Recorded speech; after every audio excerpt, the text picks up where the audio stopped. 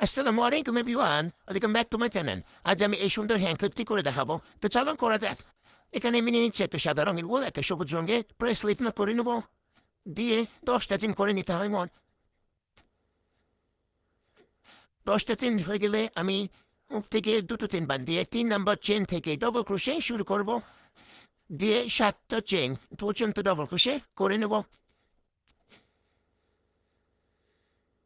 7টা chain পর্যন্ত করা হয়ে গেলে শেষের চেনটায়, যেটা 8 নম্বর, সেখানে 6টা, একটা চেনের মধ্যে 6টা ডবল ক্রোশে করব, যেন তার রাউন্ড আকার ধারণ করে।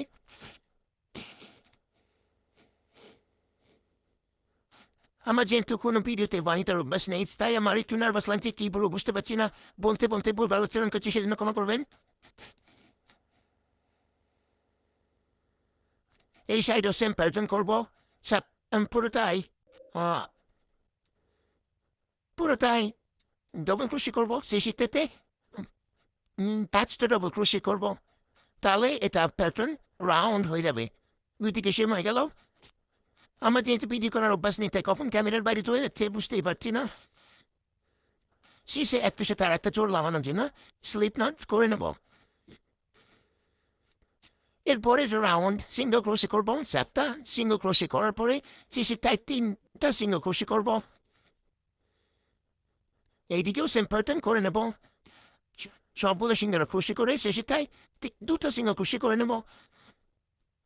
এখন সবুজ উলটা কেটে নেব, একটু সাদা উল অ্যাড করব। প্রথমে স্লিপ নট করে নেব, তারপরে সবুজের একটা চেনের মধ্যে দিয়ে সাদা উলটাকে বের করে নেব। স্লিপ দিয়ে 3টা চেন করে নেব। 3টা চেন করার পর তার নেক্সট যেটাতে করেছি তার নেক্সট চেনে স্লিপ স্টিচ করে নেব। আবার 3টা চেন করবো, আবার তার নেক্সট চেনে স্লিপ স্টিচ করে নেব। এইভাবে পুরোটাই ডিজাইন করে নেব।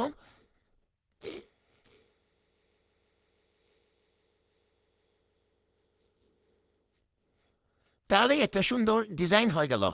তারপরে সাদা সুতোটা কেটে নেব।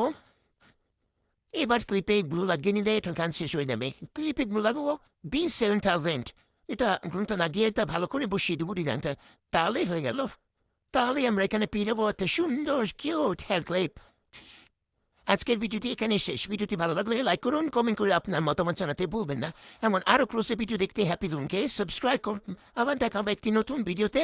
ধন্যবাদ ভিডিও দেখার জন্য। Bye bye.